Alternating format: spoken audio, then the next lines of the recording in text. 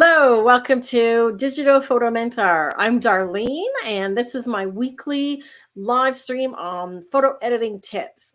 Every week, people tune in, like you, to watch me edit user subscriber images. So people who are watching on YouTube or on Facebook, welcome.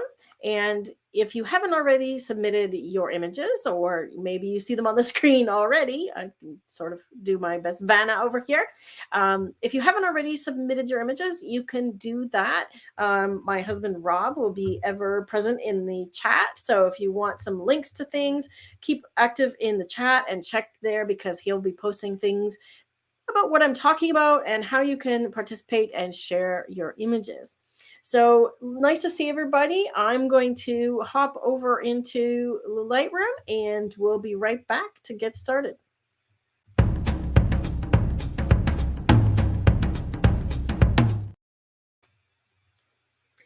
Okay, I'm back and I see that we have some of our regulars and we missed you. Linton is here from Australia as always. Good to see you, Linton. I see that you're enjoying the portrait course. Awesome. You're doing great. And let's see, is Ron here? I don't see Ron yet, but he sent in some images, so hopefully he will be there soon. This week I've got a few different images, and I put out a call a couple weeks ago, and all of you really came through. We had some really great images that I'm going to work on today from some of our regulars. There's Ron and Nigel. Welcome. So I've got some of your images. I think those are your images, Ron. And welcome from the Bahamas. Nice to see everybody as usual. So I've got a few different things that I want to demonstrate. I don't see Trish yet, but Anne is here, so I'm going to work on her image, and hopefully Rita will join us soon as well as Trish. So Ron, this is your image, right? I think it says Ron, so I'm hoping that this is the right Ron. Because I've already done some work on this one, and I want to show you the before and after because he's got a really dramatic lightning shot here. So this is what I'm just going to undo here so you can see it bigger. So this is what it looked like to begin with, and I'll show you the uncropped version. And this is what I've made it into, so really focus on the color of the purple kind of sky, and I wanted to bring out the lightning. So let me get back in here. So I've got my resolution on my screen turned down fairly low so that you should be able to see and read all the words here on the sidebar in Lightroom. Okay, Ron, refresh my memory. Awesome. This is an awesome image. Great capture. Lightning is not easy to do. So maybe you can tell everybody in the chat how you managed to capture this. Right. So 30-second exposure, which is what was my guess going to be. ISO 100. And 6.3. So I'm guessing you opened the shutter and then we're hoping that during the 30 seconds, the lightning went off and you got lucky. Am I close on that one? All right. So awesome. Trish is here. I've got your image coming up as well, Trish, with the dogs. So as I said, great images. This one is technically really difficult to get, and you have to have a lot of patience and make sure that you're doing this kind of photography in a place where you're not standing out in an open field with a tripod because now you're the lightning rod, right? So great job on this one, Ron. This is likely he was fishing. So hopefully you caught the fish and didn't get struck by lightning. So let me go back, and I'm just going to make a copy of this one, and I'm going to reset it. So I'm going to show you what I did to this image to get from there to there. Okay. So if you're used to watching the live, like most of you are, the first thing that I did was I changed the camera profile, and I've been using the landscape one a lot. Like notice when I choose the landscape one, it does pick up more yellow and green sort of in this foreground here, which ultimately I ended up cropping out and toning down, but it also made the sky a bit more purple. So I started with that one. Right. So always I start there because that's going to affect color and contrast. So I start with that before I do anything else. Right.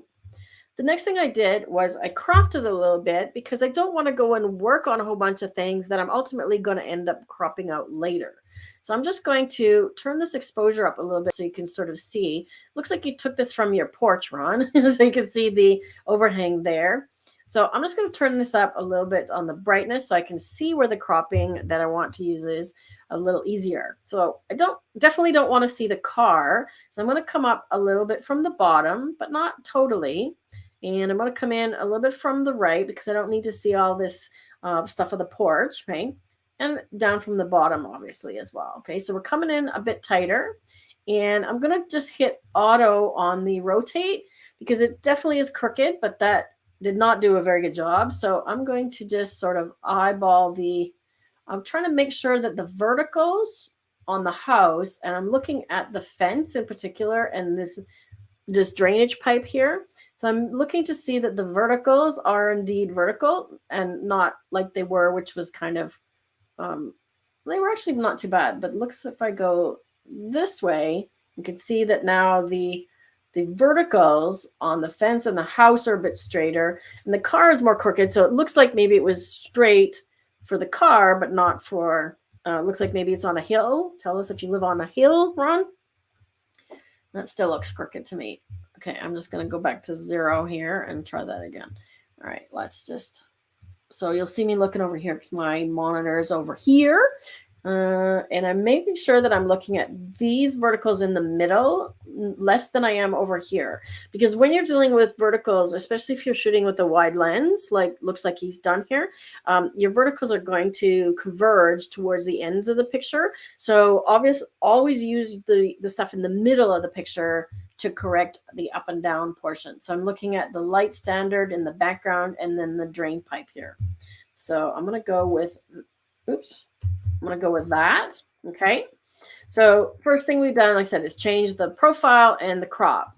Right now, I'm going to play with the color a little bit. I'm going to press Alt Option and dial up the whites. So the lightning itself, you'll see, is clipping. Okay. And that's okay because it's pure white, right? It's a ball of energy. But by doing so, I'm brightening up the whole image a little bit. Okay. Oops. Where's my keyboard? There we go. So before and after, so that's just brightening it up with the whites. Okay. You'll notice that it's also picking up the foreground, and we'll fix that in a minute. Okay. I'm going to bring the shadows up a little bit and also the exposure because I want to get a bit more exposure in the sky. Then I played with the color a little bit because I wanted it to be sort of a bit more blue and take out some of that yellow from the foreground. So I dialed in more blue and even a little bit of purple, right? So now you can see it's a bit more purple color.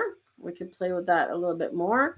And if it's getting too saturated, because that's sometimes what happens, we can just dial it down. And I'm doing Alt Option click on the slider to get these little warnings showing. Okay, so I'm holding Alt Option down. And look at the difference now. So we had sort of a very flat image, brighten it up. And then I'm going to bring the highlights down to maintain that detail sort of in that sky area. Okay, now those are all global edits, right? Remember, so that's applying to the entire image, right? The next thing I'm going to do is I want to add some punch to the sky, but I don't want that to apply to the foreground. So I'm using the newest version of Lightroom Classic, Lightroom CC. This is the monthly paid version, okay? And the new masking tools. And I did, how many of you, or did any of you attend the masterclass that we did with Pete Vandenine last month? Because he gave us a 2-day lesson on these new masking tools. So if you attended, I hope you got a lot of value out of that. And I'm going to be demonstrating some of those things now. If you didn't, the recording is actually now available as well. So if you missed it, you can still get in on that. If you could provide the link to that for them, please, Rob. Stephanie is floating around the Caribbean Ocean. Oh, that sounds amazing. What a great thing to do when we have freezing rain here in Edmonton today. Okay, so this is the new masking tools. I'm going to click on this little, it's like this little circle here under the masking tools. And I'm going to go select sky because I really want to only affect the sky here. And you can see the selection that it's made is shown in this bright green, okay, which is exactly what I want. And I want to give it a bit of clarity. So watch what happens when I boost the clarity. Look at that sky. Look at the clouds really come out, right? And I'm going to give it a bunch of texture. So I really want the clouds to punch. And I'm going to bring the shadows up a bit more. See, that's not really doing a lot. I found that when I brought the whites up, it affected it even more. Okay. Now, if I say, okay, that's all great, but I don't want to affect the brightest areas here because it's blowing out. Okay. So I'm getting some clipping. Remember the J key shows my clipping. Okay. So I could bring the highlight slider back down. Actually, that does a pretty good job. Or I could say I want to eliminate the brightest areas. Okay. But I'm going to leave it like this, right? Because now it's doing a pretty good job. We can rename this mask. So click on the 3 dots. So this is the sky, right? Now I could do a couple of different things here. I could duplicate this mask, right? And now it has sky copy. Then I can invert it, right? So essentially it's now affecting the opposite, okay? So I'm going to call it the foreground. And let me just show the overlay. So now it's affecting this part of the image, okay? And I'm going to just double click the word effect. So anytime you double click, all the sliders go back to 0. That's effect, okay? So in here, I'm going to dial the highlights down because I want to look at what's happening. So I'm bringing that highlights down on everything here in the foreground, including that light standard, okay? Because it looks like a little spot there. And I'm going to bring the saturation down a little bit. So it kind of just minimizes everything, okay? I can take some of that yellow out as well. So that does a really good job minimizing the foreground. The other thing that I can do is go down here to the hue, saturation, and luminance panel. So HSL. Luminance means brightness. So I can choose this targeted tool here and say, okay, I want to affect everything that I put my mouse over that is this color. So when I click here and hold and drag, it's going to affect everything that is that tone.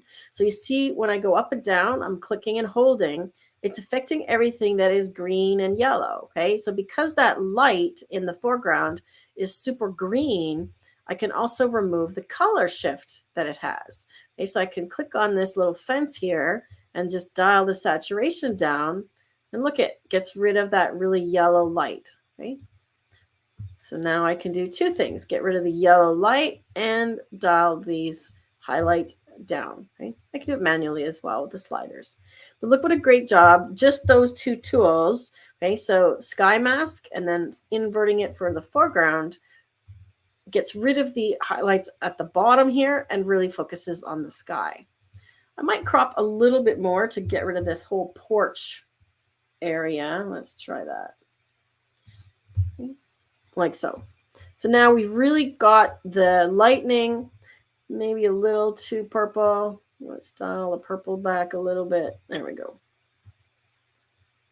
That looks pretty good. Now let's see how close I got to the first version that I did earlier today.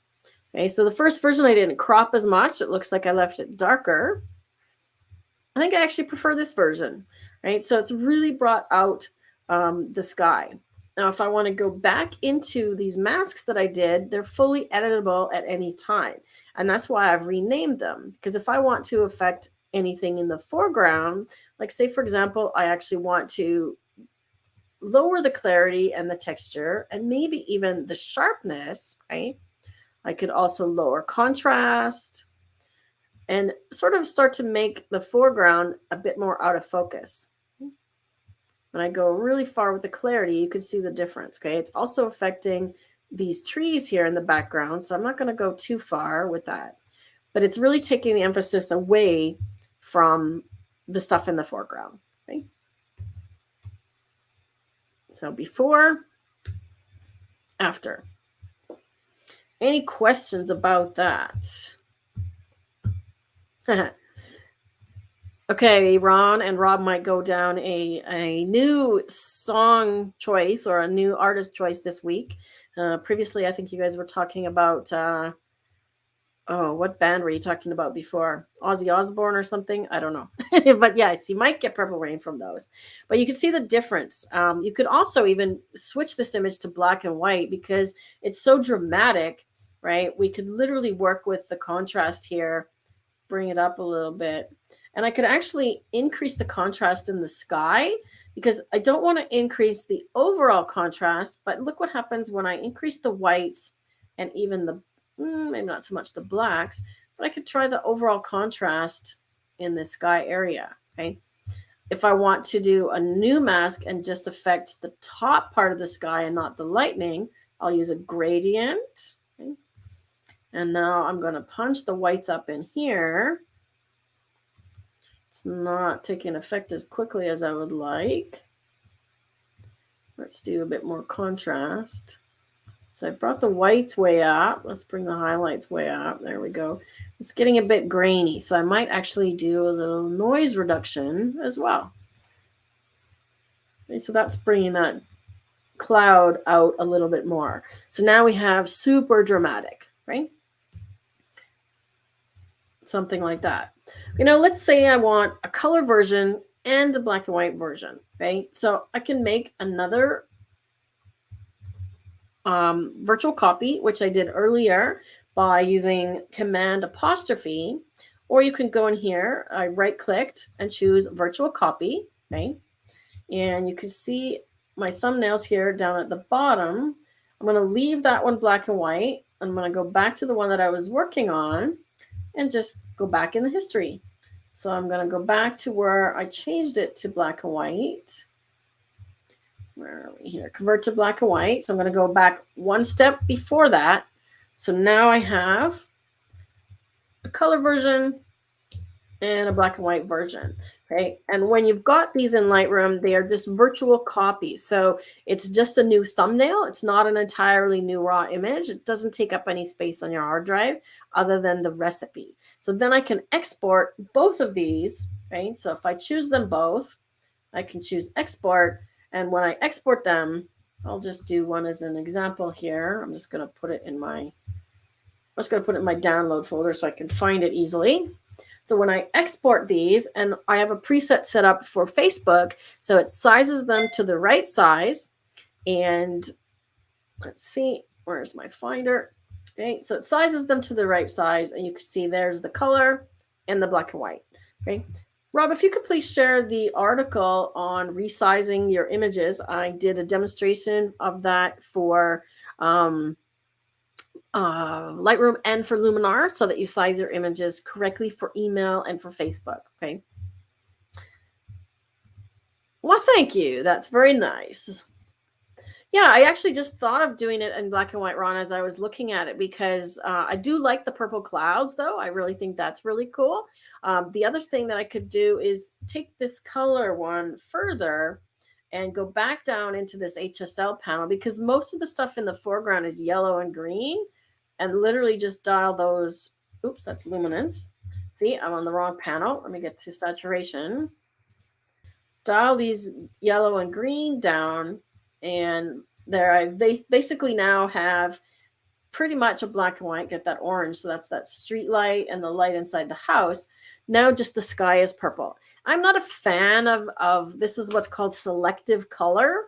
So I'm not a super fan of that, but in this case, I think it works, and I would probably leave a bit of color in the foreground in the green just to give it a hint of the fact that it's a color image, right? Deb from Alaska has joined us. Welcome.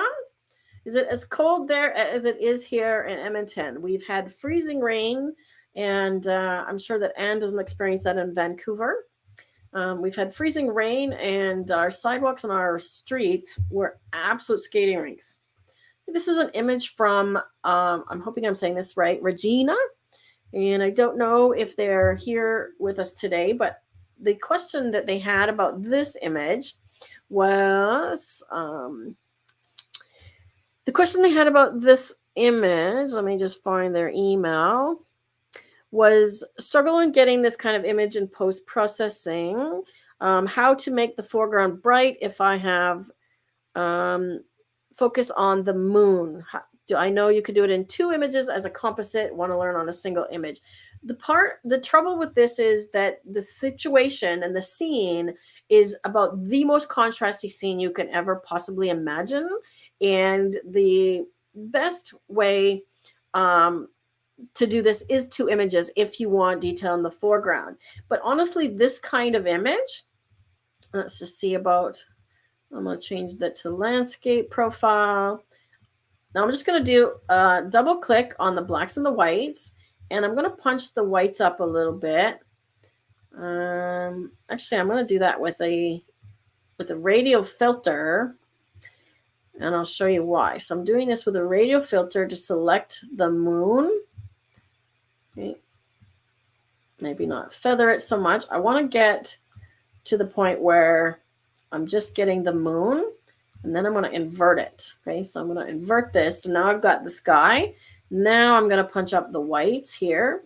Okay, so see what I did that? So when I punched up the whites on the whole image, the moon was getting overexposed, but I want to bring those clouds up without overexposing the moon. So I just deselected the moon, and my shape could be a little better. There we go. Like so. All right, so that looks better to me. I can punch this up a little bit. Now we can bring the shadows up, and I can do that everywhere. And you can see that there's starting to be some detail in the foreground. I'm going to do that on the overall image as well. So let's bring the shadows. Let's go to extreme. Okay, so when I bring the shadows all the way up, or the exposure, okay, you can see that there is foreground detail there, but it's really underexposed. And can you see how grainy it's starting to get? That's what happens when you push an image too far and the detail just isn't there. Okay, so in order to have detail in this foreground without this kind of noise and graininess, you really need to do a second exposure where you've exposed it for the foreground, because the difference between these two in the scene, between the moon and the deep shadows of the night, is probably about 8 or 9 stops in reality.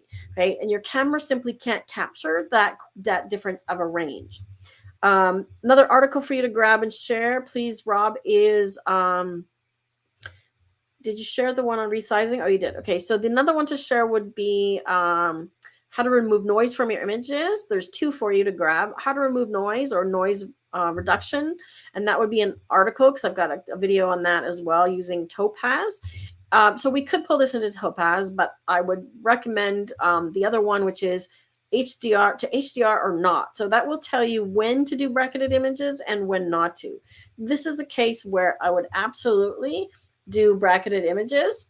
And I'm just going to go back here and undo this part here. Okay, so I don't want to actually brighten the shadows that much. Oops. It looks like we somehow got the whites to...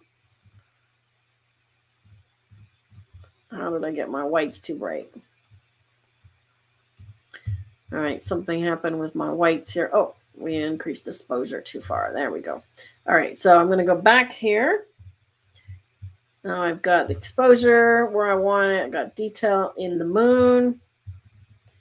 Okay, so what I would do with this image is I did give it a little bit more exposure, right? But the exposure that you did or that they did for this image was absolutely correct. And there's nothing really else you could do except for doing a second one just for the foreground, right? The other thing you can do is, because you've got a really long lens, they've got a 100 to 400. This one was shot at 100. Is you could actually shoot it with the longer focal length of just the moon, and then when you combine them, the moon is actually much bigger. It's a little bit trickier, and it kind of can look fake if you don't do it right. And that's something that you need Photoshop to do. You can't combine images like that in Lightroom, okay? If you do 2 different exposures, you can combine them like an HDR, but it may not blend as nicely as if you do it in Photoshop, okay?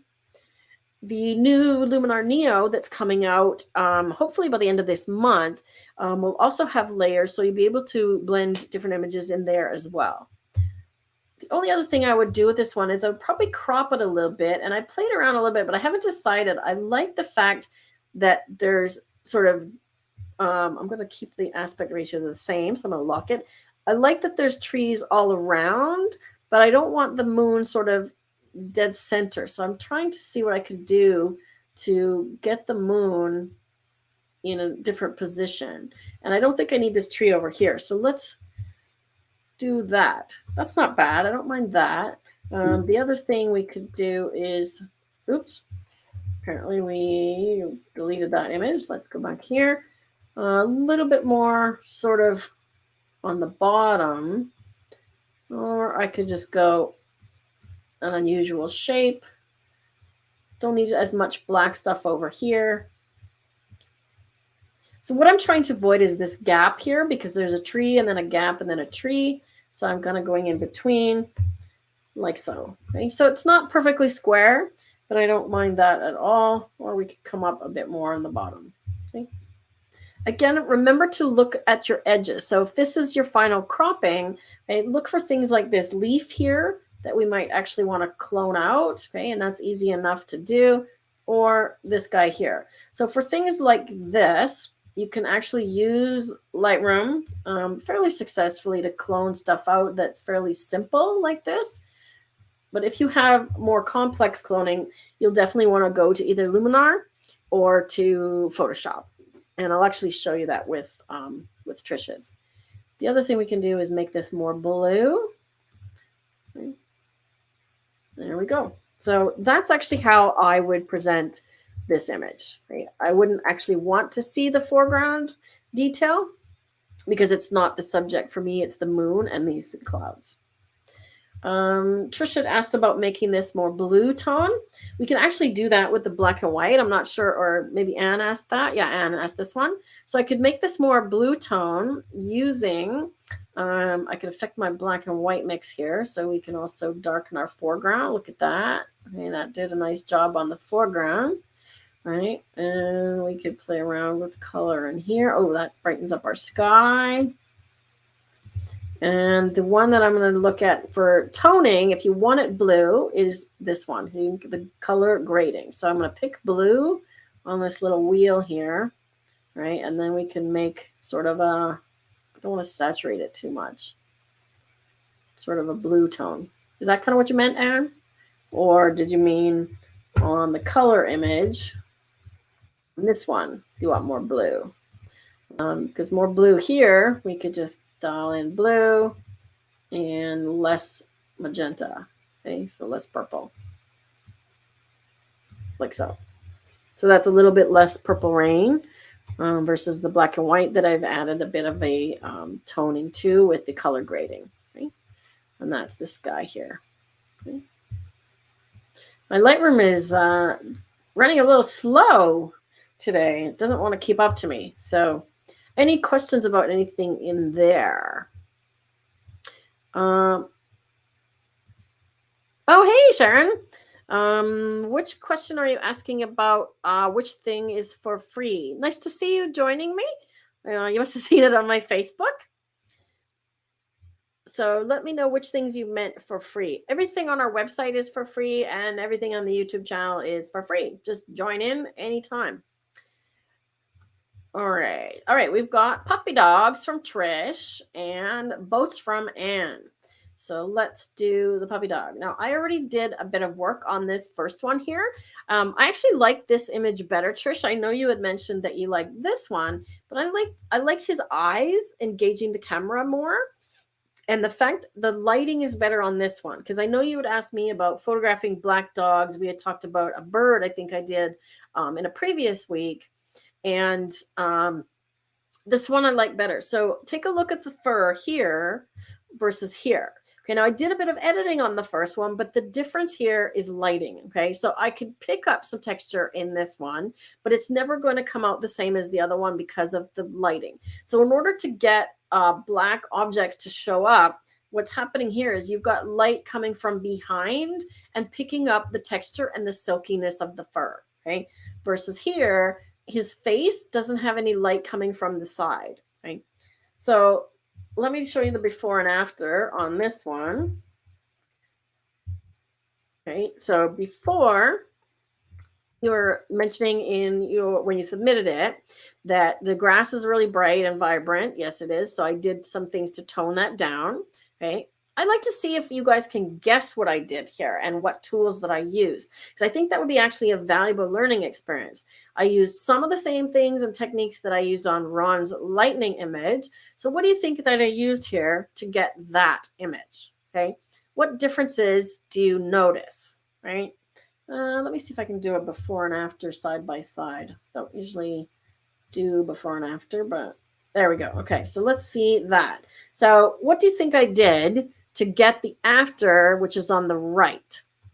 And I'm still waiting to see what Sharon wanted to know. Okay, so select subject in masking, Linton thinks. Yes, I did. And I'll show you how that worked. Okay. Turn down the greens. Yes, I did that. Where, Ron? I did that in the same panel that I did on yours to turn down the greens. Exactly. Clarity. Yes, I did as well. Once I actually did the select subject. So I did the select subject that Linton said, and then I did clarity on the dog. Yep. Aha. And I have some of your images as well, AJ. Yes, I did an eye mask. Yes, and I think you were in Pete's class, if I recall. And I did a separate radio filters, 2 radio filters for the eyes. Yes, good pickup, right? What else do you notice, right? I noticed that Trish, she mentioned the gunk in the corner of his eye, and I did clone that out. But did I do anything else with cloning?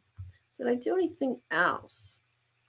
Aha, yes, I see in your profile picture that you have the same type of dog. Beautiful dogs. They have such a great personality.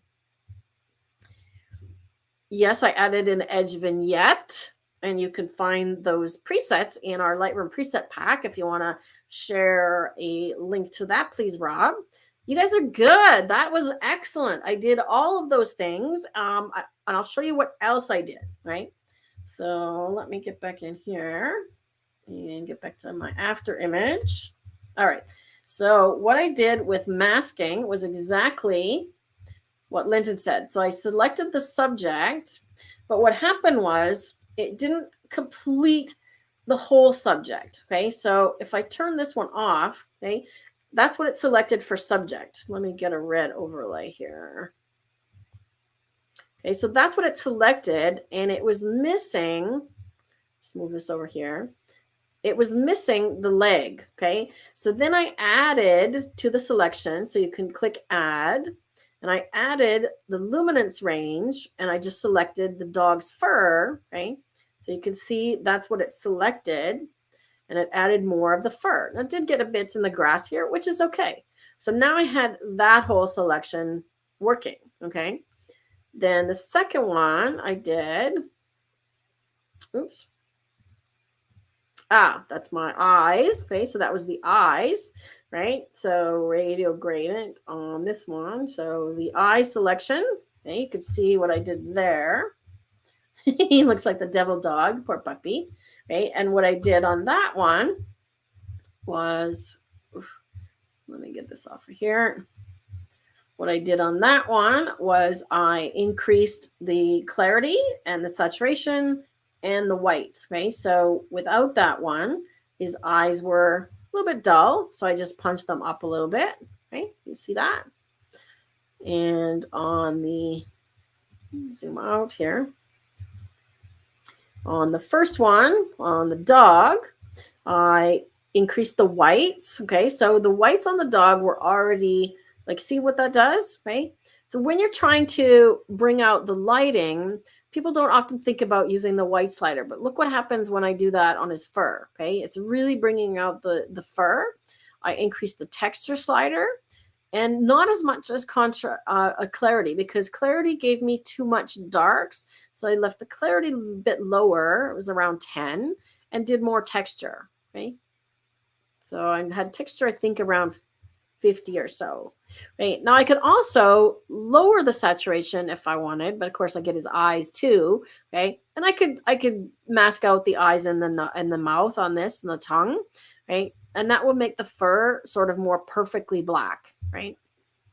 I also made sure that when I was doing these, that when I increased the whites, it actually made his tongue kind of blown out. So what I did was, yes, I went into the HSL panel again, okay, and I brought the saturation of the greens down. So let me turn that off, okay? So you can see what the greens look like before I used these sliders, okay? So I desaturated the yellow and the green. I also shifted the hue a tiny little bit more towards the yellow end of the spectrum. And I increased the brightness of yellow and decreased the brightness of dark on green. Sorry. So often I will do that because if I just decrease yellow and green, look how flat the grass looks. Okay. So I wanted to keep the highlights in the grass by increasing the yellow and decreasing the green. Can you see the difference? Okay. I'm going to accentuate it.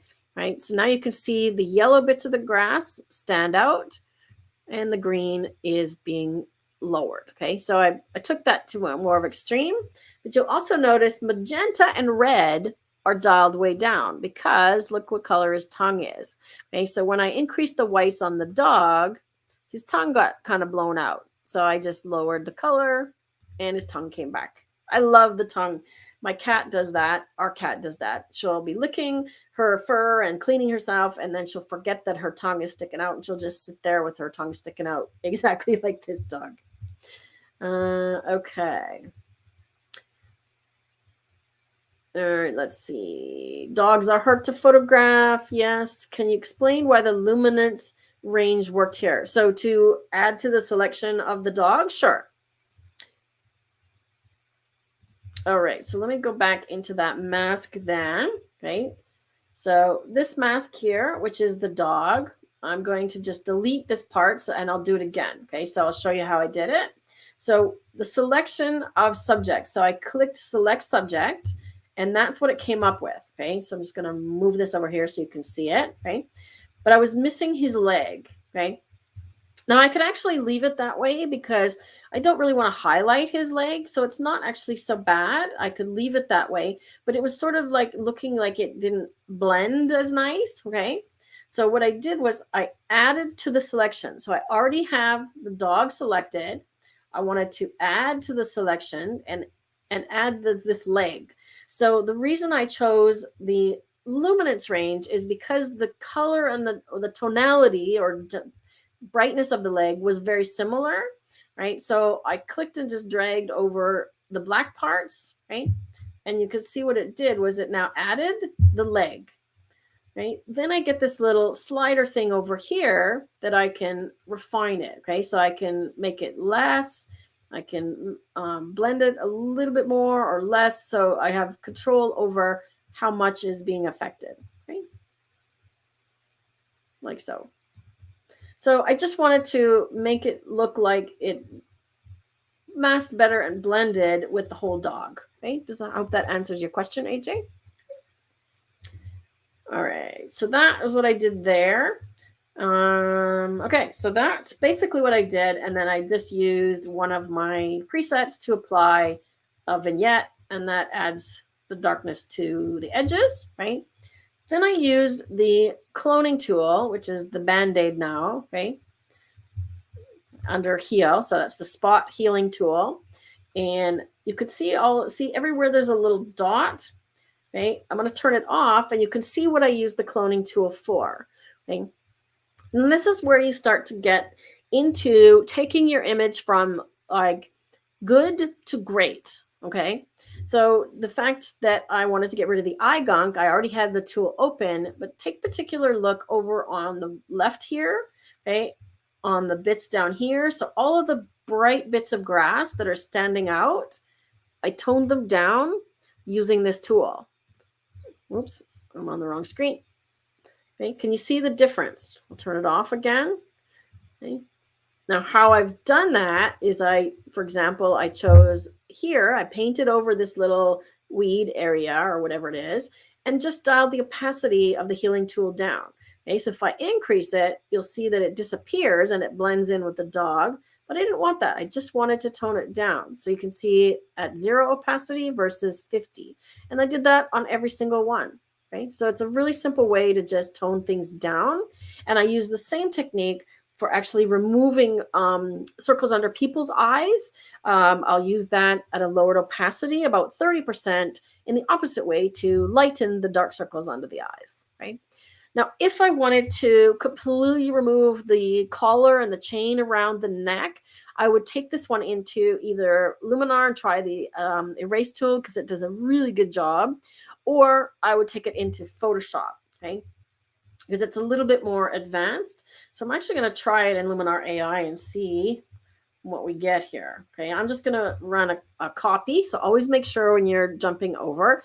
I actually did a video on how I use Lightroom and Luminar together as a plugin and Photoshop as well. If you want to do fully non-destructive editing, I did a video on that last week. If you missed that one, Rob, can you put a link to that one, please? Because it will show you how I do exactly this. So sometimes I will go directly from Lightroom into Luminar, and other times, apparently I've got a lot of junk in my trash. We'll just ignore that for now. Sometimes I'll go to Photoshop first. Okay. So here I'm just going to hop right into edit because I know that I want to go right to the erase tool. Right.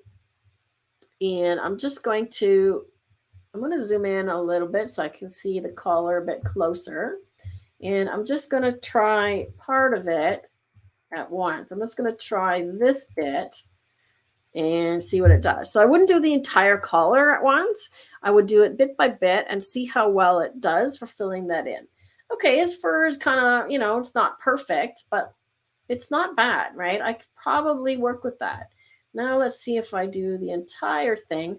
Whenever you're painting and using this tool, make sure that you get a bit around the thing you want to erase as well, because the program needs to know what to fill it in with. So it needs to know what's outside that area as well. Okay, so you don't have to mask perfectly.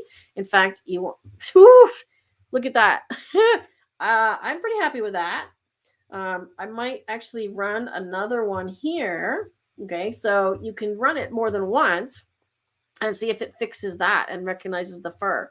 I would not know that I've done anything there. I don't know about you, but that looks pretty darn impressive.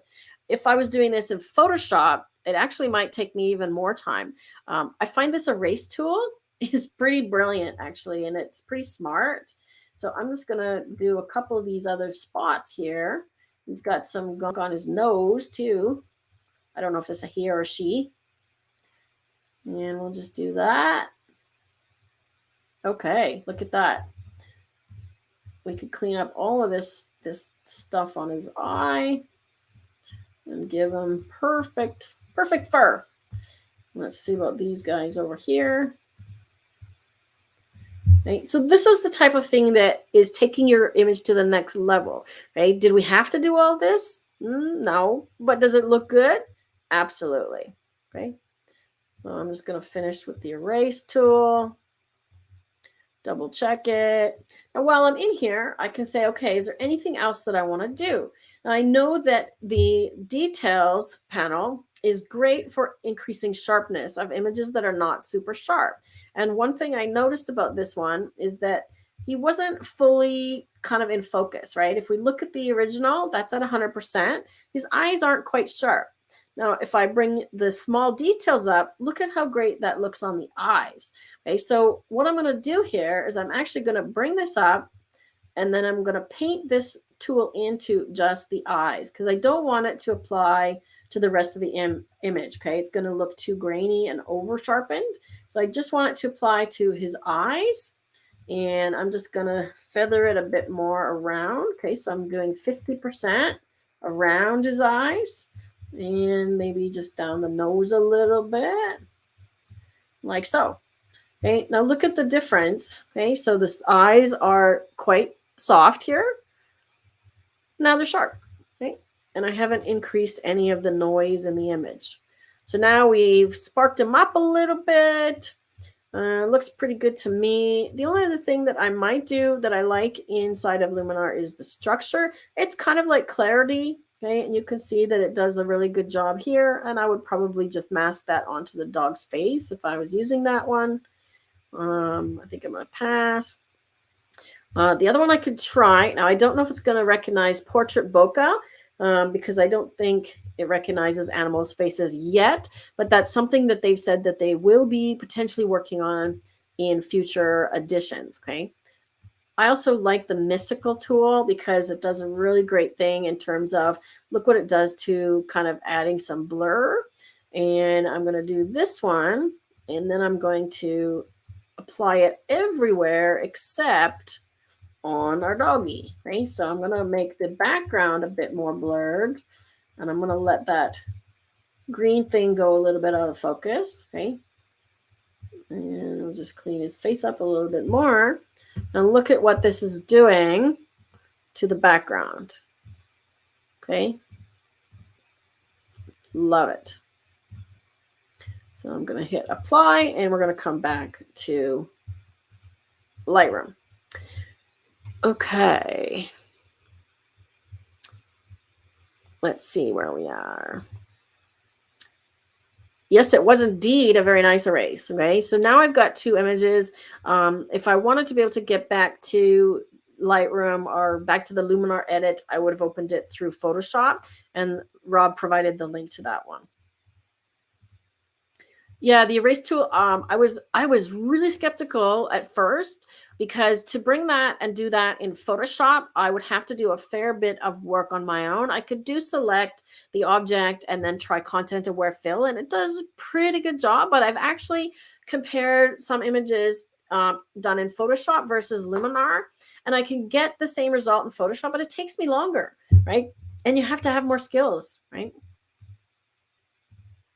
Yes, you could certainly try that. I do remember that image, AJ, and you could definitely try that. What I would do on that one is do one sort of wrinkle at a time and see how it does, making sure that you don't do too much of the shirt at a time. Zoom in a little bit more than what I did, perhaps. Yeah. We've blown Rob's mind. Yay, I'm so glad, Anne. I love mystical as well, and I put it on especially on flowers and things, and I know that you photograph a lot of flowers and abstracts, and that's a great one for abstracts, right? Awesome. So now let's take a look at our dog. So that's the version that I brought from, let's go full screen here. That's the version that I took from Lightroom. Okay, looks pretty good, but he's still got, you know, some issues with the stuff on his nose. Now his fur's all cleaned up, no collar. Do you even notice? Like, if I didn't tell you, would you know that I took that collar out? Probably not. That looks pretty darn good to me. Okay, and if I zoom in, okay, look at this one. Actually, let's do a comparison on these two. Okay, so let me just switch them around here.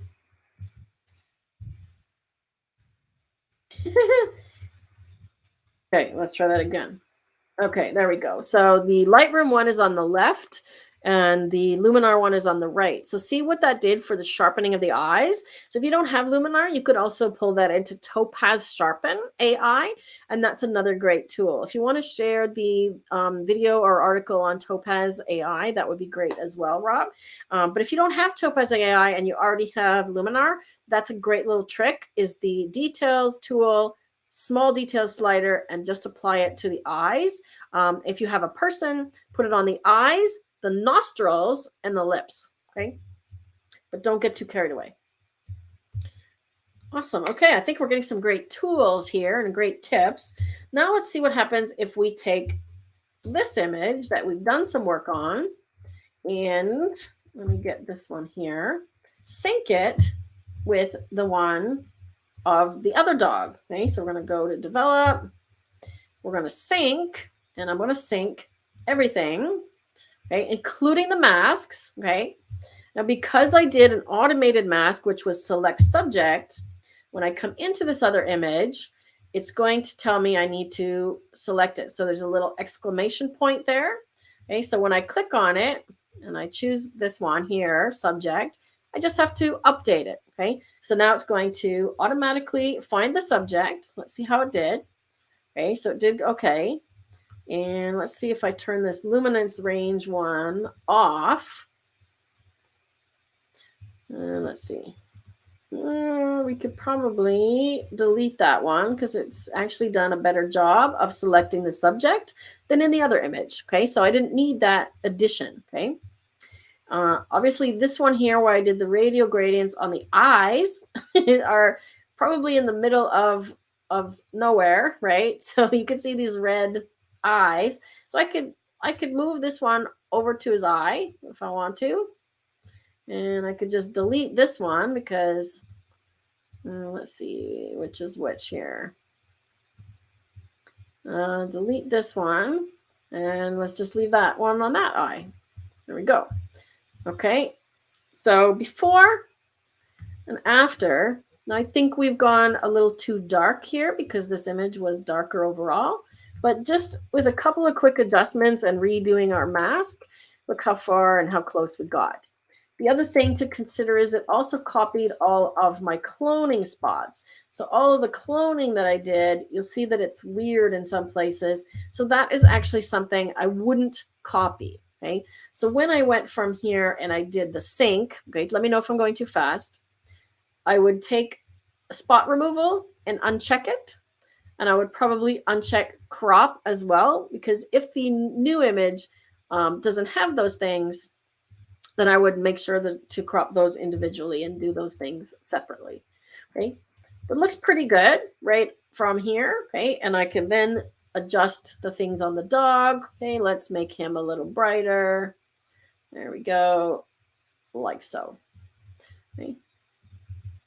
And we may not need to do as much of the darkening here as we did in the other one because the grass wasn't quite as bright.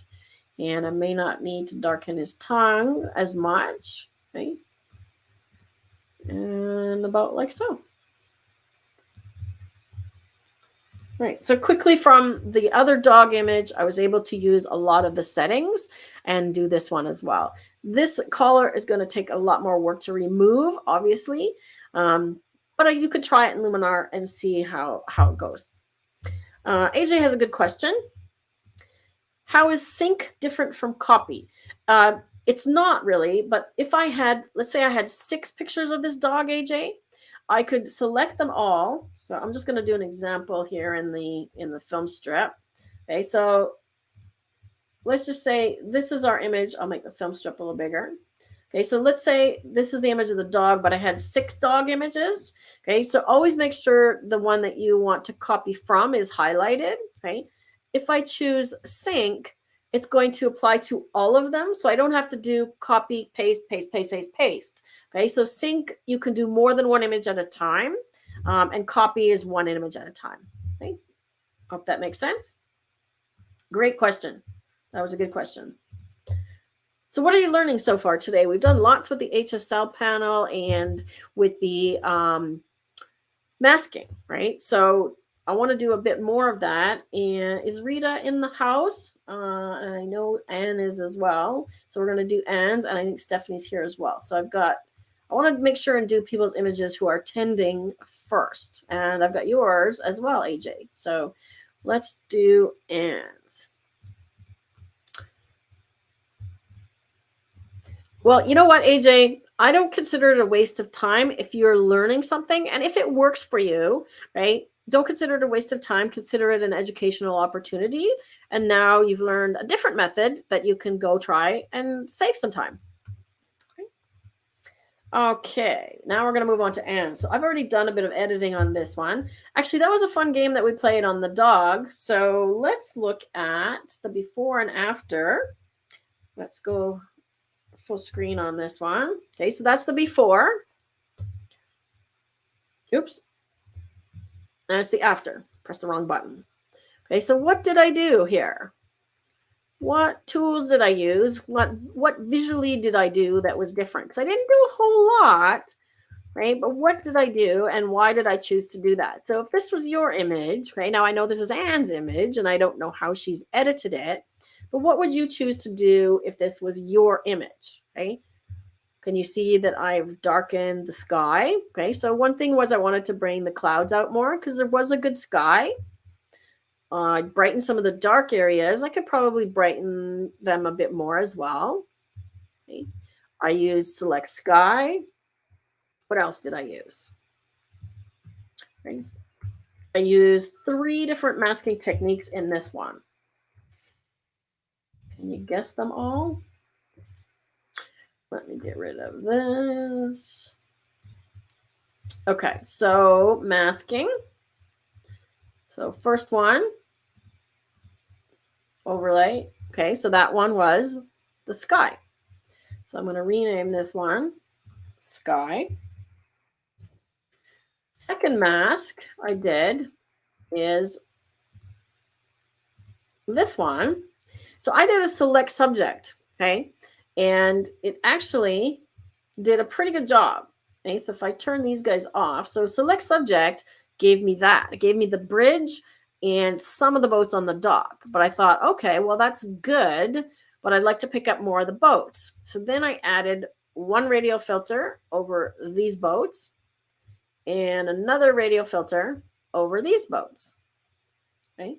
So, and I could even move this one, right? Because I did a radial filter as opposed to tone because I didn't want to pick up anything in the building per se. So I did a radial filter, okay? And I didn't want to pick up this stuff back here either. Okay? So I did those. Then I did a third mask, which was a linear filter or a graduated filter. I think they're calling it linear filter now.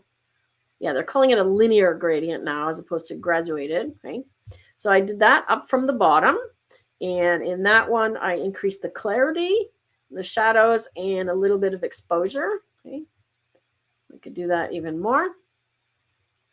Okay. So those are the three masks that I used to do that. Then on the main image, I just changed it to landscape profile, increased the exposure a little bit, and I'm going to do a check on my blacks and the whites using the Alt Option key. So remember, with the whites, go as high as you can. You start to see clipping, and then bring it down until you don't see clipping. Okay? Maybe just a couple of spots. And then with blacks, you want a little bit of clipping. Okay? And that will give you a bit more punch and contrast in your image overall. How did you do for guessing? Let's see. So sky, mask the sky, drop the blue luminance. Actually, I didn't. We could go and look at that. I did not do that. We can certainly do that. HSL, luminance. See, I didn't. But I could take the blues down. There we go. Now we're talking. So be careful when you're doing that because if you go too far, you'll see what happens, right? So I'm going to do blue. You want to watch out for things like what are called halos. And this is a halo, okay? You can also start to see there's maybe a little bit of chromatic aberration in there. So I'm going to check that as well, okay? There we go. That looks nice. We could even punch up the red. Look at this tarp on the boat. If I punch up the red a little bit, that's kind of cool. And let's see if there's any orange. Look at that. That actually brings out the sidewalk and the concrete a little bit more. Okay? Even the reflection of that boat. We could play with yellow. Yellow's got some nice things. Okay. And let's give the red. Let's bring that boat into be our subject. Okay. So now we've got this red boat over here that is drawing our attention. Okay. And I believe I did an edge vignette with the preset as well. Yes, I did. Okay. All right. Did we lose anybody? Is Sharon still here? I know you had asked me a question earlier, Sharon, and I wasn't sure if I answered it or not in terms of is there a price for things? I'm just going to double check in here for chromatic aberration. So the cool thing about shooting a Fuji, which is what I use, is it does the lens profiles automatically. Okay, so you can do lens corrections. Let's see, this is a 17-55 Canon lens. I find that chromatic aberration, and I've explained this in the past, but let's see if we can find it here. Yep, we got some. Okay, so I'm going to zoom into 200%. I find that chromatic aberration is most commonly found on wide angle lenses, and you'll find it on the edges. Can you see how it looks like there's sort of like a little outline around things? Okay, that's chromatic aberration, and it's when the colors red, green, and blue aren't focused to the same point, and that's a lens flaw, but it's easily correctable. Okay, so look at, boom, one click. Did you like my little okay, so one click, look at the difference. And it actually makes your image look sharper. Okay, so this is actually something you can do with the Lightroom import preset. Okay, so the presets, I'm gonna sell my presets again today. The presets that I've made for you actually have develop presets. Where are we? Import presets. I just gotta find them. Skin tones. Where are we? Develop presets on import. There we go. Okay, so you could see that I've created several which have the lens corrections to apply the camera profile and remove chromatic aberration. So I'm actually just going to undo this, right? And when I click on this, you'll see a few things happen. I'm going to undo my vignette as well, okay? I'm going to click on one of these presets, okay? So I've got one that has lens corrections, clarity, and a vignette. You could see just by me hovering over it what's going to happen, okay? So you could see that it applied the vignette and it applied the camera profiles, including finding the lens. And when you apply the lens profile, it corrects distortion. And if you have any darkening on the edges, which is another common sort of artifact of wide angle lenses, look what a nice job it's done here to bring the edges nice and clean, okay? It applies all those things automatically for you, okay? So those are all in our presets, and the develop presets or these import presets, you know, when you go to click import, and I'm just gonna take myself off the screen so you can see these buttons here for a second. So when you click import, and I'm just going to pretend that I'm importing something, right? So when I import something, it gives you this option of apply during import over on the right hand side here. And that's where these are going to show up. So develop settings, you just have to go and find those ones that I designed for import. And that's the one that I just applied. Okay, so if I choose that one, it's going to apply that to every single image on import, right? If you don't want the clarity and the vignette, then just choose profile. I tend to apply those to everything, right? So everything has a slight edge vignette and it punches the clarity up to, I think, about 10. We can go check that. And it's a really nice sort of starting point for all your images, right? So if we look at this one, our clarity went to 12. Okay, so it's a nice base starting point to begin before you even have to do anything. And when you do those on import, that's another time saver for you. Okay, so there's your theme for today, Rob. Time-saving tips for Lightroom. Rob always wants a theme for the editing, so I'm just having a little sip of water. There is your theme for today. All right. So how helpful was that, everybody? And that's all I would probably do with that image, Anne. I think it's, I wouldn't even crop it. Composition is good. Looks good. But now I want to be there and not here where we have freezing rain. All right, let's do AJ's image. Now, I did play with this one a little bit beforehand, but I want to do this one live. So I would love to know what you did with this one, AJ. There's a couple of things right off the bat that I notice, okay? I'm going to obviously change the camera profile. I usually play with that first. I noticed that the image is slightly askew, crooked, okay? And I'm probably going to crop it. So the challenge I have here is that this baseball player is only half in the picture, okay? So I want to either have all of him or none of him. So I'm gonna crop him out. I'm assuming it's a him, but it could be a her. Okay. All right. So I'm gonna do my camera profile. Landscape looks good because it's giving me a bit more contrast, right? Then I'm gonna do my shift double click on the whites and the blacks, right? And the blacks might be a little blacker than I'd like, but we'll come back to that. Then I'm gonna do the crop. I could try auto and see if it corrects. Now that's not bad. Now what I'm looking at to be vertical here are these poles in the background. You want to be careful of horizontal lines like this because if you're not looking at this fence straight on, for example, right, it can actually throw you off. But that's not bad, right? And I'm looking at, again, these poles in the background, and that looks like a happy medium, right? And then I'm just going to get rid of this guy's foot. Actually, let's see if we can leave it like that. And then I'll just see if I can clone his foot out. We could try erase. It's actually kind of interesting with just his foot, right? Now let's look at clipping. Do we have clipping? Now the blacks look a little bit plugged up on my monitor, but it could just be my monitor. Let's do select subject actually, because I don't want to do another global. Let's see if it does a good job of selecting our players here. Yes, it did. Okay, excellent.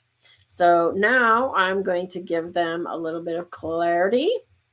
And I've got the J key on because I'm trying to make sure that I don't overexpose or do anything. See if I pull the whites up, if I don't have the clipping warnings on, right, I can't use the Alt Option key when you have a masking tool open. So by hitting J, right, that turns on the clipping warnings. We see the red. So I want to make sure I don't clip. If I've got a little highlight on the ball, that's probably okay. And I'm just going to brighten overall. Okay. I'm also going to warm them up a little bit so they've got a little better color. Now, doing that will leave the background cooler and darker. Okay.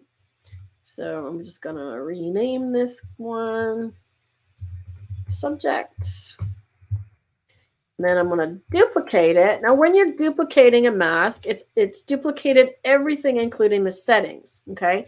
So even if I invert it, it's still applying the same settings. So I want to double-click Effect, okay? So now you can see it's applying to the background only. And I'm going to bring the highlights down. I'm going to darken it even more. And then I'm going to lower the clarity, the texture, and the sharpness. And then I'm going to come back to these in a minute because you'll see why. Okay, so I'm going to go to extreme with these and I'm going to take them all the way to 0. Okay, now what happens is it's blurring out the background nicely. Okay, but look what's happening to the ground that they're standing on. Okay, now the ground that they're standing on would be sharp because they're sharp, right? Okay, now this is where it becomes tricky because I inverted this mask. Now, do I want to add to it or do I want to subtract it? Okay, and I often get this one wrong too, so bear with me if I get it wrong. I believe I'm going to add to it. So I think that I want to subtract the ground. So in my head, I'm switching that around and going, okay, so then therefore, because I've inverted, I want to add it. And I'm going to use a linear gradient. Okay, so I'm going to drag up from the bottom so that the ground is sharp, hopefully. Did I do it backwards? Perhaps I did it backwards. All right, so let's see. Oh, it's taking it off of them. Oh, it removed it off of my people. Okay, so see, I did it backwards. All right, so let's delete that. And then I'm going to subtract. Okay, so I'm going to try that again. So I want this red off of here. There we go. Now we're subtracting. Okay, so I had it wrong, apparently, in my head as well. So let's do that. Now it's applying to the background, but only starting behind them.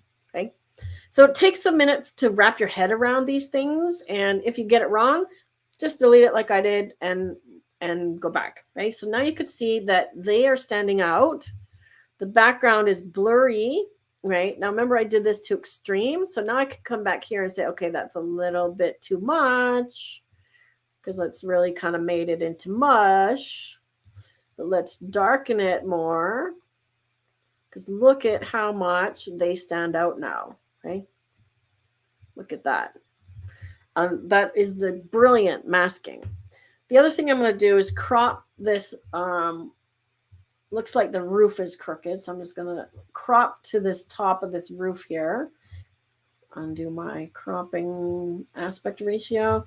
And we can either choose to get rid of the foot, which is honestly the easiest way of getting rid of it.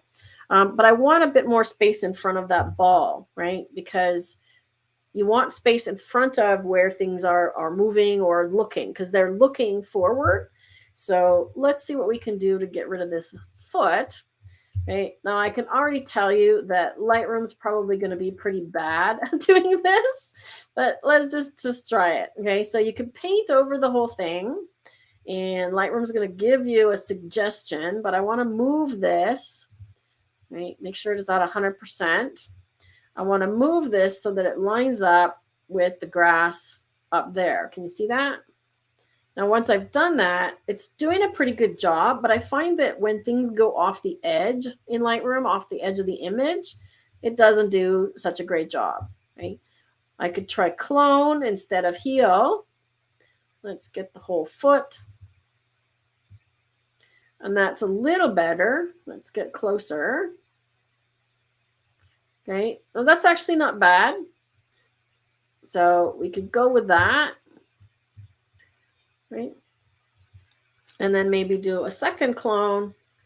And the trick is you can't paint over where you're already cloned. So I'll show you another little trick. If I want to do one inside here, I just paint it and then move it. Okay. Oops. And let's do something like, actually, it was pretty good down there, wasn't it? Actually, the way it was, that looks pretty good right there. So that's not bad. Again, it's not perfect. And I can't paint there. So same thing. I'm just going to paint a line there. So that's a trick. As a little trick that I learned, that if you want to sort of do over a spot that you've already cloned or healed, you literally just have to paint somewhere else and then move it in. Right?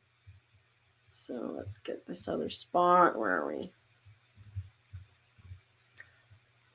Getting the spots are tricky when they're underneath. Let's try this one. There we go. So that's not great, right? But for this purposes, depends what you're going to do with it, right? So yeah, if I want to try it in, let's just turn that guy off, and let's try it in Luminar and see if we can do a better job. If somebody would like to see me do it in Photoshop, let me know, and I can do that. AJ, it's your image, so let me know if you use Photoshop or Luminar. Baseball season was before the upgrades. Well, now you'll have to give this one another go, AJ, now that you've got the upgrade. Okay. It is a great sports shot for sure. Yeah, great action, froze the action. Okay, you're using Photoshop, so let me just demonstrate the Luminar version. Actually, I could do my workflow, and I've done this one before. Let's try the, oops, too big to fit on the screen. All right, let's try the erase tool. Let's go right to erase. Okay, we're going to paint over his foot. Okay, now remember, I want to get the area around it. And I'm going to zoom in so we can see what it's doing, right? So I've got the track and the green. Let's see how it does. Let's see if it fills in the line. Oh, way better. Look at that. All we need is that little tiny thing right there. Boom. 2 erases and we're good to go. Brilliant. Okay, so how easy was that? Now let's compare the same technique in Photoshop. So AJ says this is the same kid as the beach. So this is your son playing baseball. Awesome. Looks like he's got the out. Okay, so now I want to take the same image. Okay, so we're going back to our original in Lightroom. To get to Photoshop, you right click. And what I recommend is you can do edit in Photoshop, or you can open it as a smart object. Okay, if you open it as a smart object, the benefit is that the layer that the image is on allows you to apply filters, including things like liquify or any of the Photoshop filters, okay, including their neural filters, or Luminar. You can actually apply Luminar as a filter inside of Photoshop, which is what I demonstrated in the video that Rob linked to, okay? And then you can do erase. Okay, I'm going to grab my layer from over here. So I put my tools for Photoshop are on my other monitor. Okay, so when this opens, can you see how this little thing right here shows that that is a smart object layer. Okay, so when I go to apply a filter, for example, right, I can go to filter and open Luminar, or I can open Topaz Denoise or Topaz Sharpen, and it will apply to this layer as a filter, right? And to get back to it, all I have to do is double click. In this case, I'm actually going to add a new blank layer because you can't clone on a smart layer. Okay, so if I try and use this clone stamp, okay, see it says I can't use it, okay, because it's a smart object. So what I do is I make a blank layer, okay, and then you can use the cloning tool or any of these healing tools, including this one, okay, on this layer, and just make sure that where it's sampling, it says all layers, okay? So when I draw, okay, this is the one with the source. Wrong tool. Okay, so I want this healing tool, the Band-Aid with the little circle, right? I'm gonna make it bigger, and I'm using the square bracket keys. So I'm gonna just paint over the whole thing and see what Photoshop did. Okay, so it did not too bad. It kind of missed. Let me just turn this layer off. It kind of missed, doing the black, and we lost that white, but it did not too bad. Okay, so that was one technique. So that was simply using that clone tool, right? I could also use the one where you have to select the target and the source. So I'm Alt Option clicking and then moving along here. So you can see that I'm sort of painting it in. Oh, I'm using the wrong mode. Let me undo that.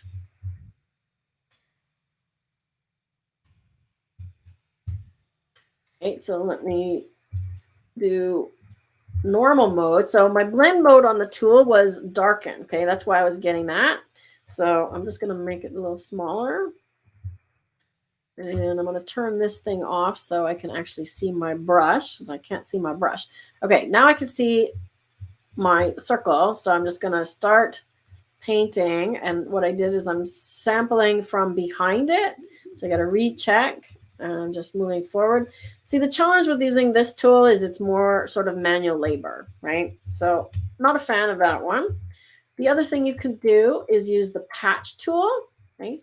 So patch means you draw around the object and then, see, that's not going to work. So I need to sample all layers. And then when I drag it over to another spot, it's going to try and fill it like so. Okay, so that did a pretty good job as well, except for this sort of bit in here. And I can try and fill it in like that. Okay, so that's not bad. I would probably do my masking a little better and my drawing a little better. Oops. Let's draw a better oval here. So it takes sort of a few shots at it. Like now I'm going to fill in that line, right? So that looks pretty good. So there's multiple ways of doing this inside of Photoshop. That's 3 of the ways. Okay, so the masking tool, the cloning tool, the other cloning tool, so the Band-Aid, right? And the other option is content aware fill, right? Which would do a pretty good job as well. Okay, if I undo, you don't need to see my layers. Okay, so if I put the foot back, right, how you do content aware is you get the lasso, you select, right? Now the challenge with that is I can't do content aware fill because, where are we? Content aware fill, there's nothing on that layer. Okay, oh, actually it does a pretty good job. So this is what it looks like. It's giving me a preview here. Let me make this a little bit smaller. Sorry, my preview window is too big here. There we go. So it gives you a preview of what it's going to look like, and that's pretty good as well. Okay, so if I'm happy with that, where's my tool? Okay, so that's the tool for content aware fill. So if we're happy with that, we can just say apply, and then it will fill in the foot like so. Okay, so that's 4 different ways you can do it in Photoshop, right? All right, so I'm just going to, now I'm going to save it. Okay, so file, save, right? You don't have to do save as, and then file, close, right? And I'm just going to file, close. And when I close it, it will take it back to Photoshop or Lightroom, sorry, and you can see that it's now the corrected version, and it's a PSD document.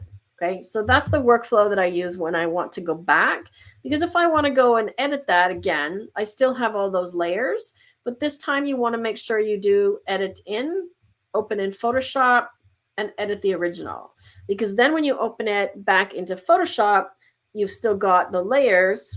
Okay, bring back my layer. Okay, there's my cloning layer. Right. So if I don't like that one, I can just delete that layer and do it again. Right. But skipping that step in between means that you apply it directly. Right. Hope that's helpful. So let's take a look at your final image. I kind of like the version we did from Luminar with the cloning, the erase tool. Super easy to remove that foot. Right. But let's look at the before and after in Lightroom to see how we brought out that subject. Okay. So the overall image was flat originally, give it a lot more punch, and the subjects stand out a whole lot more. Okay. I might even just increase the overall exposure of the whole image just to brighten it up a little bit. Okay. All right. Your job, Ron, now, or AJ, is to replicate that. So if I've worked on your image today, your job is to replicate and try and produce what I've just created for you and see how you do. All right, how are we doing for time? I've got, is Stephanie still here? I know she was here earlier. She's on a cruise ship with iffy internet. So I've got her image that she said she was working on, this bleeding heart plant. Now I did some editing on this one already. So I'm just going to create a duplicate and show you the original. So that was the original. Actually, did I flip it? I think I flipped it. Yep, I think I flipped it. So her original image, I believe, was this. Okay. So then she said that punching it up, she was getting too much color saturation in the pinks. Okay. So what I did was I did all the same cropping and masking tools that I did previously. And the reason that I cropped it this way is because, again, of this big white space. Okay. So when I'm just going to reset the cropping here, when you look at the whole image, okay, and I'll put it back the way it was. Okay. When you look at the whole image, your attention, I'm going to do my upside down trick. Your attention goes to, I remember it's silly sometimes. Your attention goes to the areas of what? Does anybody remember? I'm just taking myself off of here, right? So what does your eye go to? Okay, so there's 4 things that grab your attention: brightness, sharpness, color, and contrast. Okay, so the pink is going to take your eye naturally. So the subject definitely stands out here, which is perfect. Okay, the leaves I toned down because I didn't want them to grab attention, and the bright spots in the background as well. So if I do a before on this one, right, you could see sort of how flat it was. The pink wasn't as punchy, and I toned it down and brought the leaves down and the pink out more. Okay, so look at your image upside down. Don't forget that trick. And back over here. For some reason it keeps deleting my image when I press L. And let's go back here. So what I did in terms of cropping then was I wanted to get rid of this entire white area, okay, because it's captured in between these leaves. So I just kept going until I got rid of it, okay. Now, the reason that I flipped the image, can anybody tell me why I flipped it? Any guesses? Any guesses? I'm waiting. Okay, so now it's still kind of in the middle. I think I actually cropped it more. Yeah, I think I cropped it right into this guy here. Okay, like so. And I'm watching my edge over here because I don't want this little thing sticking out, but I'm probably going to leave it there and then clone it out. But I'm watching my edges, right? Why am I flipping it? Any guesses? Let's see what you guys are saying. Why upside down, AJ? So there's an article on the website. I think I've lost Rob for the moment here, but there's an article on our website, and I'll see if I can find it here quickly, where to analyze your image, when you look at it upside down, it tricks your brain, right? Because your brain will naturally, or your eyes will naturally be drawn to those four things that I mentioned: contrast, color, sharpness, and brightness. And if you have those things in your background, it's going to take away from the subject, right? But you as the photographer know what you photographed, right? So you will actually be drawn to the subject regardless of the background. Okay, so looking at it upside down is a trick for your eyes to then just see it as tones. Okay, so you don't see the subject as much as you see tones, right? Okay, so I think there, I got the link for you there. Okay. Ron says I'm flipping it upside down for Australia. Well, I didn't flip it upside down wrong. I flipped it left to right. So good answer, but no. Anne says feels more natural left to right. Aha! Ding, ding, ding. She gets the prize. So when we go flip horizontal, because our eyes in English read from left to right, top to bottom, it feels more natural this way, and the branch then leads your eye into the picture instead of out. Okay, so let's compare that to the original. Okay, if I crop it, let's just do a rough crop here. It's not exactly the same, but you get the idea. Okay, so having it lead you into the picture versus here, your eye goes from the bleeding heart up to the branch and out of the picture. Okay, so in a subject like this where it doesn't matter if I flip it, I've done that in order to make it more appealing and have your eye come into the picture more. Okay, so some of the other things I did was my normal increase the whites and the blacks to bring up the contrast, right? Because it was very flat. And I changed from the original to actually camera portrait profile. The landscape one I found was a bit yellow, and the portrait tends to bring out more pinks and reds. So that's why I chose that one, because I wanted that to apply to the, I guess it's a flower, right? I guess it's a flower, considered a flower. Okay. So I added the contrast with the blacks and the whites, and I did do a mask on the flower. Okay. And you'll see that when I did the subject, okay, so the subject picked up the branch as well. And then I deleted the leaf because it had picked up this leaf over here as well as part of the subject, because it looks for things that are in sharp focus. Okay, so that's how it knows what the subject is, right? So that's what Lightroom is doing when it says find subject. It's looking for the stuff that's in focus. Okay, that's how smart it is. And it found that this leaf was in focus, but I didn't want it to be part of the mask. So I subtracted color range and used green. Okay. Then on my second mask, I did the subject again and inverted it. Right. So now my subject is the background. Right. So I inverted it. And then I just used a radial gradient to eliminate or to get the leaf that was missing. Okay. And I also, painted the leaf in a bit, right? Like so. Okay, so I used that one to darken the background and lower the contrast and the saturation and the sharpness. And on the mask of the subject, I brought the highlights down and the texture way up. Okay, so see how it's bringing the texture out? Now, if I don't want that, maybe I want more clarity, and let's lower the texture so it looks softer, right? So it's totally up to you. So see how that brings out more of the lines versus a bit softer.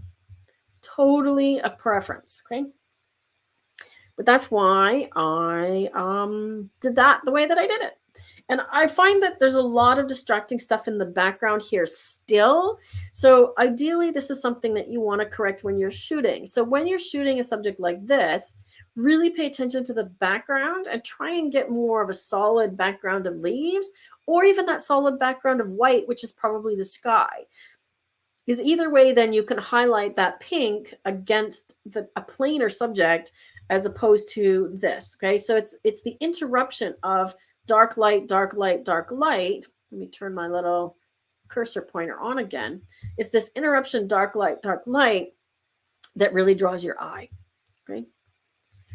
So I think we're probably going to stop there. I've got another one of yours, Trish, that I'm going to work on next week. So if you don't mind, I'm going to save this one. You can see that I've already cropped it. And I did a little trick on this one as well because of that green lighting on the gorilla sculpture. I thought this was a really cool subject. And I want to work on this one more next week because I just think there's a lot of potential here.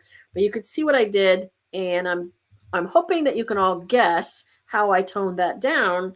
I used that HSL to get rid of that green light, right? And I just used the targeted tool, put it on the color that I wanted to get rid of, and dialed it down. Just that simple, right? So it kept all the color everywhere else. I may also do some major erasing to get rid of this stuff in here. So work on this one, Trish, and I'm going to work on this one next week, and let's see what we come up with. But I want to know more about this because I've not seen too many things with an antique car and gorillas made out of, looks like machine parts, sitting on top of it and driving some other kind of tractor or something. So very unique subject matter. I have to say, those of you down under, Australians and the Kiwis, you guys really come up with some interesting subject matter, I have to say. And we'll leave Rita's for next week as well. She wanted to know about fixing the perspective on this one. I will demonstrate that also. And I did this one for, whose image is this one? Chris, who is not in attendance today. So hopefully they will be here next week. And I did some sunset directions on this one, which you'll find cool as well. So I think what I'm going to do is just end there. And Rob wants me to, I think, is that how you want me to be on the screen, Rob? Or like this? Okay. So keep the images coming. We had lots of really great images come in this week. Use the form. Rob's going to pop that in the chat as well, and it will be in the video description below. So if you'd like to see me edit your images and how I approach the challenges of different type of subjects, again, the subjects we're looking for in particular, because I'd like to do a week on each. We have several with water. So we want to have water subject matter. So that could be a lake, a waterfall, rain. Okay. So things with water. We want to see some portraits. And we want to see some macro. Okay. I'd love to also get a collection of night photography. So I'm just going to put that in here for you in terms of what we're looking for. Night photos. Oops. Somehow I lost my chat window. Okay. So night, let's say macro, water, and portraits. That's what we're looking for. And I'm going to do, if we can, a week dedicated to each of those topics. Okay. Rob's got the link in the chat for submitting the photos. Okay. As always, as always, thanks, guys. Fun having you around and watching. And yes, the cyborgs are apparently coming down under hopefully they get down under before they get up here. Okay. Great session. Thanks, Trish. Steampunk Museum. Yes. Oh, that sounds really cool. Now I got to go back to New Zealand and check that out. So where in New Zealand is that? I love it. Yes, abstract, absolutely. So I will put abstract and macro together. So yes, absolutely abstract. Rob says also animal photos. So if it's on a category like that, we want to get as many of them. Like if I have 6 to 8 of each category, I'll dedicate it a week just to that category. And you can come and check it out. Also, Rob is reminding me that as of January, we're going to be changing our day. So we're going to be shifting to doing this live on Saturday. Time to be confirmed. It's probably going to be like a early afternoon, our time, around 1 p.m. So that's 1 p.m. Mountain Time, 3 o'clock New York, noon in Vancouver for Anne. And unfortunately, I think that's going to be late for New Zealand. I'm not sure in Australia, but we want to give our folks in Europe a chance to join in as well, because currently it's the middle of the night for them. So we want to give them a chance. Also, if you are a member of a camera club, lots of notifications this week. If you are a member of a camera club, message me, because we'd love to work with your camera club to do one of our live weeks with your camera club member images. I have one of those coming up on Saturday, which is a private group. So if you want private group just for your group and not public, that is a paid option. But if you want to be part of the regular editing, that is no charge, right? And if you've all been looking at my shirt, wondering what it says, I actually don't know what it says. It's in Cree, and I think it says "Every Child Matters." Yes, every child matters. Where's my thing? This was from the September 30th. So if you've been wondering what the heck this says, that's what it says in Cree. So there you go. Learning a lesson, all kinds of things learned today. So I guess you're going to need lots of coffee then, Linton, or stay up late. So again, like I said, we just want to give our European followers a chance to join us in, and then probably come spring, our time again. So it'll be fall in Australia, New Zealand. We'll go back to the Wednesday time slot. Love you guys. Love everybody. Thanks for joining, and we'll see you soon.